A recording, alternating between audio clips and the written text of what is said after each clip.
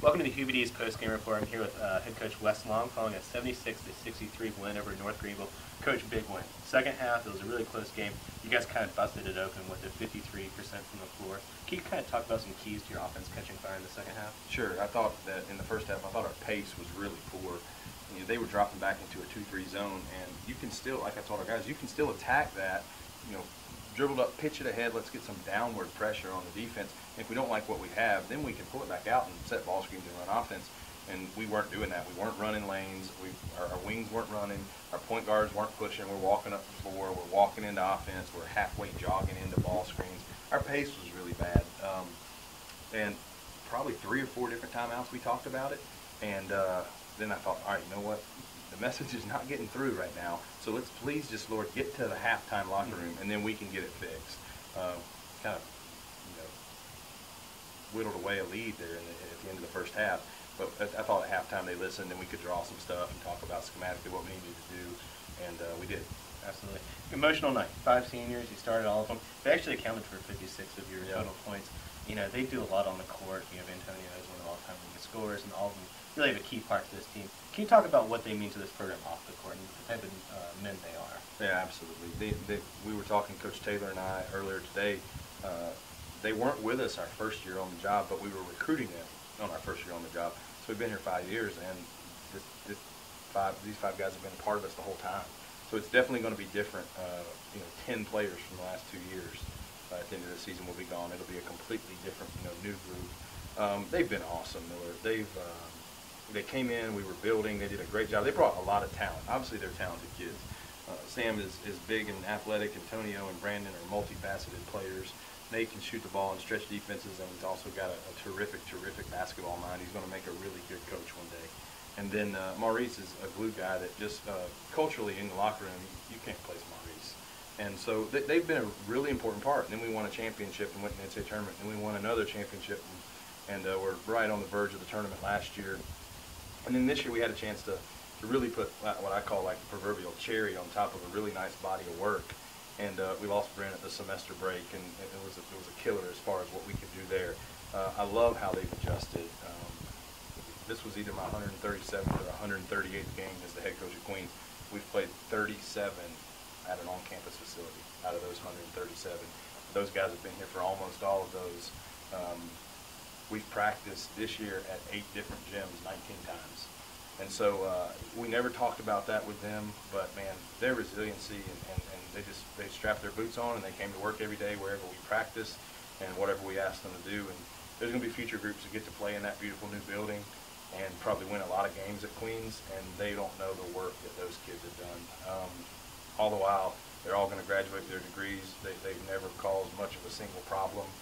They've been great representatives of me. They've been great representatives of our athletic department.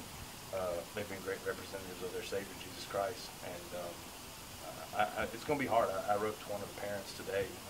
I write all the parents a note. And I said, it's going to be really hard to replace your son because you don't get to replace such character very easily. And all 5 of those kids have been great about that. And really made the program what it is. Absolutely. We really can't say enough about them. You speak highly every opportunity, and we get to see them outside the court and on campus, and they are the same people. They're really remarkable individuals. But the season's not over. No, we got a little sentimental right there. Right. But you guys have a big game Tuesday against Cook. Yeah. Everything's still jumbled up. You're still fighting for a spot. Can you talk about some keys to that game and what you'll be working on in practices this week? Yeah, one thing we were looking forward to, we're going to the South Atlantic Conference next year, was maybe not having to battle with Coker, and then we lost out on that. They're going with us, so I've still got to battle him. Great coach, and runs really good motion, and always seems like he gets what a coach wants at the end of the year, and that's his team playing their best in February and March. They always are playing well, and I know it's not going to be any different. We've won some down there, we've lost some, but they're going to play really hard. They're tough. They run really good offense. So we got 2 practices tomorrow and Monday, and we're going to get in here and learn their stuff and go over it. And it's going to be a battle. But yeah, this week's big. I mean, the seniors have a lot in front of them life-wise as far as jobs and careers, and a couple of them want to play professionally. And I told them this morning at shoot-around, let's put all that on hold and we'll handle that at the appropriate time. This week we've got 2 big ones, and then going into the conference tournament, that's a winnable event for our team. I mean, we think we can win that tournament. It's wide open. I think there's 8 teams that can win it. We're one of them, and you bet your bottom dollar we're going to be ready when that comes. Absolutely. Well, thank you so much, Coach. It was a great game tonight. Yep. We're excited to see how everything turns out. We definitely have high hopes, and we're behind you. Thanks.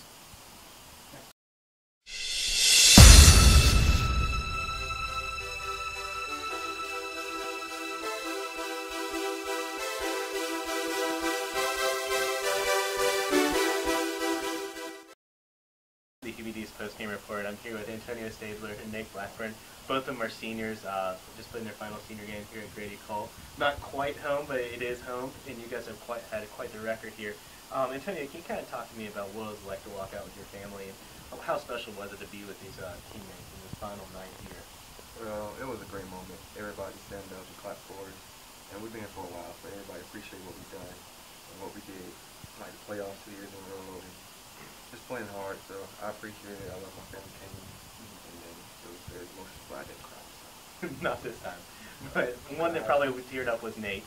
He's the emotional one of the group. But Nate, you guys, there's 5 of you graduating this year, 5 of you in the senior class. Can you talk about what it's like to have such a big senior class and how you guys have gotten close over the past few years? I don't know. It's been kind of rocky at times just because we kind of had an up and down season this year. But overall, it's been we've had a really good overall record just by our class. And it really is a brotherhood as far as in the locker room. And we spend, out of a 24-hour day, we spend about 18 hours together, it seems like. So it's definitely a brotherhood, and we really do love each other. Yeah, absolutely. And 18 hours a day, that's a lot. It's going to be rocky having to hang out with these guys. Yeah. But we definitely appreciate all you guys have done. We talk a lot about the future in these and where Queens basketball is going and where's Queens athletics going. But it's really built on what you guys have done. And Queens could not be more appreciative of all the work you guys have put in and all the effort. So thank you so much, and congrats on the great season. We're really excited about playoffs. We think you guys have a great shot of making a little run here. So thanks, guys. Thank you. Thanks so much.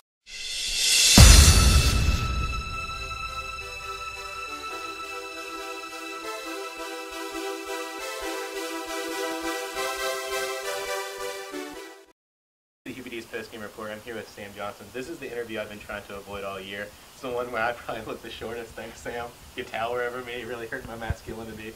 But you had a great night. All the guys had a great night. You joined the team as a sophomore, and you've really grown as a player and as a person. Can you talk about what was it like to come to Queens as a sophomore and how this group of seniors kind of brought you in and you became the 5th member? It was interesting because it was a bit of culture shock. When I came from my first school, the team was really disjointed. So getting here and seeing everybody was, they were all team players. It was much more of a brotherhood than I'd ever seen before on any team. So it was weird to start with, but they accepted me instantly, and I never had a problem with, ever feeling like I was an outcast in the group. So it's been really nice. But you guys are definitely close. It's fun to watch you guys all around each other. But your season's not over. This is just senior night. You got Conference Carolinas playoffs, things like that. As you guys rounded it, round the corner to finish it, can you talk about what are your expectations as a team and what are your hopes how the team's playing right now? Well, actually, we played really well the last couple of games, and Coach is really proud of us, and we're all working harder and harder in practice every day. So I'm really expecting us to do well in the conference tournament and possibly make an NCAA run. Absolutely. That's what we want to hear. Thank you so much, Sam, and congrats on a great season and a great career here at Queens. Okay. Excellent.